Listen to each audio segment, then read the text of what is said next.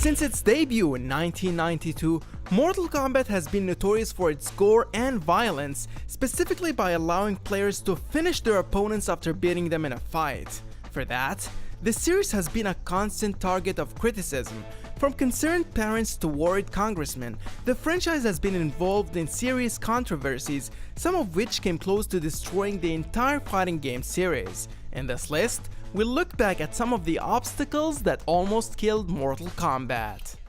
I hope you walk away with one thought today, that if you don't do something about it, we will. Number 1. An international backlash. We have to do something about maybe what they're seeing and how they're seeing it, and also video games. I'm hearing more and more people say the level of violence on video games is really shaping young people's thoughts. While the first installments of Mortal Kombat stirred lots of controversies in the past, none of them went as far as to be officially banned internationally. That until MK9 came along in 2011. After a disappointing release of MK vs DC Universe, which was noted for its toned-down finishing moves, the NetherRealm Studios wanted to satisfy its longtime fans by bringing back the gore and violence that the series is known for. That goal was embodied in Mortal Kombat's 2011 iteration, which on top of the graphic violence, a new feature was added to their already notorious fatalities. They called it the X-Ray attack.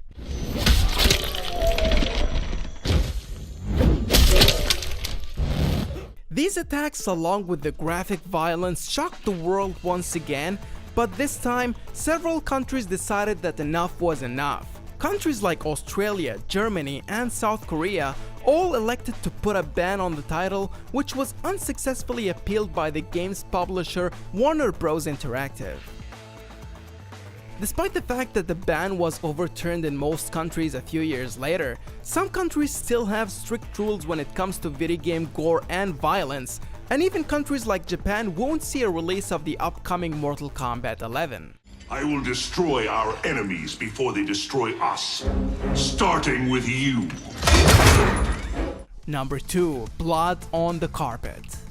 In a TV commercial entitled Blood on the Carpet, Midway aimed to promote Shaolin monks, featuring a professional meeting where a conflict resolver named Mr. Lin was brought in to help deal with the dispute between the employees. Surprisingly enough, instead of resolving the disagreement peacefully, Mr. Lin orders the businessmen to fight each other to death instead.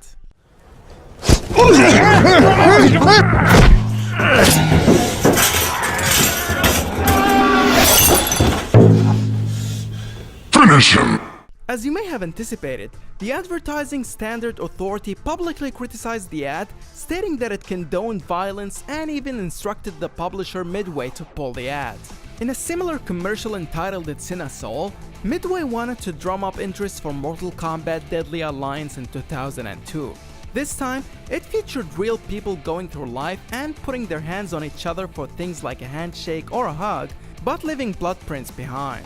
It was meant to show that everyone had the capability to be a killer because everyone loved Mortal Kombat. Except of course the Advertising Standard Authority wasn't feeling the love at all, and just like the case of Shaolin monks, the poster was called irresponsible and Midway had to wind up pulling the ad as a result. But if an ad is wrong, the ASA is here to put it right. Number 3. Sexism. No substitute for experience. So what makes you our leader? In modern Mortal Kombat games, the costumes have become as important as the movesets and the finishers. Probably to attract a certain demographic, developers featured extremely revealing clothing and unrealistic body proportions for females in MK9. This led many critics to voice their concern over how females are depicted in video games in general and Mortal Kombat in specific. In order not to be associated with the image of violence as sexy and depicting females as sexualized characters, developers at the NetherRealm Studios decided to head towards a more realistic look for MKX, where females look not as exaggerated as they did in the previous installment. A basic example is Kitana's appearance in MK9 compared to MKX.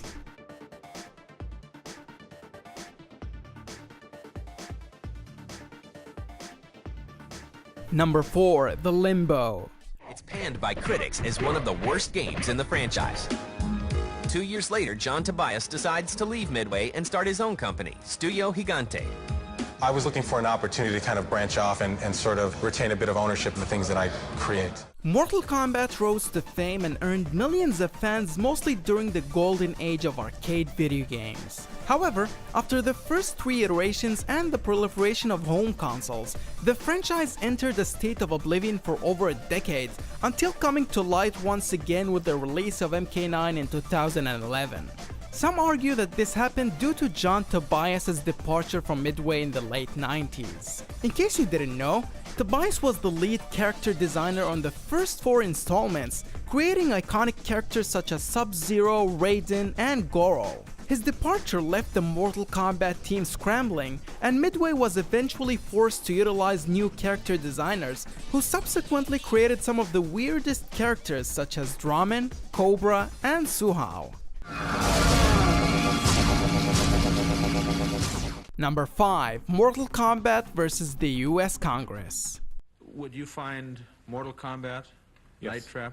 You wouldn't find Night Trap, no. To my knowledge, I've certainly never seen Night Trap Would you out in find a commercial Sega's version of Mortal Kombat in that arcade? Well, in the coin-op, Mortal Kombat is not put out by either Sega or Nintendo. It's put out by a Illinois company. This probably is the most well-known controversy that Mortal Kombat has ever been involved in, because it almost led to its demise. After several violent episodes in the US that were blamed on video games, many government officials, including former President Bill Clinton, argued that gory video games such as Mortal Kombat were a threat to the youth of America and warranted government regulation. During the hearing, Mortal Kombat was labeled overwhelmingly violent, sexist, and racist, and as a result, the ESRB rating system was created, which intends to aid consumers in determining a game's content and suitability based on age. Today, the video game industry is announcing the establishment of an independent rating system that promises to give parents, for the first time, a clear idea of which video games are good for their kids and which should stay out of their homes. So, some believe that Mortal Kombat wouldn't be the #1 fighting game of all time had it not been for all the controversies it created over the years. Do you agree with that? Let us know in the comment section below. For more, make sure to like the video and subscribe to Gamelution.